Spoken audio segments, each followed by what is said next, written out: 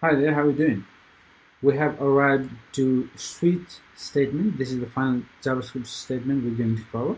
So let's begin. The first thing I want to do is initialize a variable I equals, let's say, 100. Okay, and I'm going to create a switch statement. Okay, let me write it down first and then I will explain later. switch switch, and I want to switch this variable. I want to test this variable. Okay, and switch, how it works, it uses the case. So if the case is this one, okay, so it will evaluate. So if this case, let's say if it is 10, okay, if that was the case, then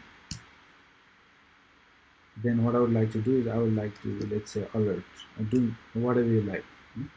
Alert, let's say 10, okay, and then break. Let me write one more case 20. If the case was 20, then what I would like to do is I would like to alert saying 20, and then again break.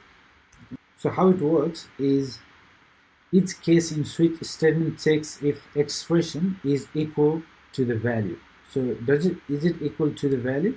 No, its actual value is 100, and this case assumes that it is 10. So in that case, if it matches, then this will continue. It will show the alert and it will break, because if, for example, let's say if it is 10, let's say. So if it was 10 and I had a switch statement and that had various cases, so the first case was assuming that the value was 10. So in that case, it would alert this one and then break this statement, because after finding the case, there's no point executing other cases, right? There's no point. And you can also say if none of them matches, then you can define the default statement alert, and this one say nothing found or something. So this is how you create a switch statement. Okay? So in this case, it matches 10. So let's see how it works. As you can see, this space says 10. So if it was, let's say, 100, what would happen? Because we have no case taken for 100, right?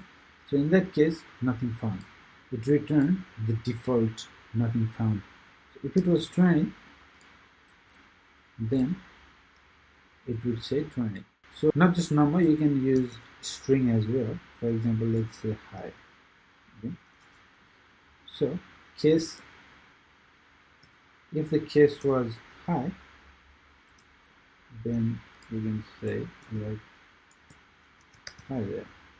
If the case was hello, then you would say hello there. And default case, no one there. So let's give it a try. See, it says hi there because the case was hi, so it says hi there.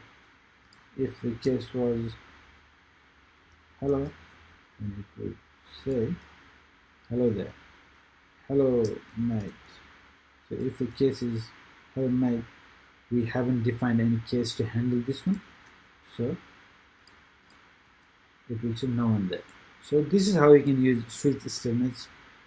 It's pretty straightforward and it can get useful in certain cases. So this is the last statement for us to cover.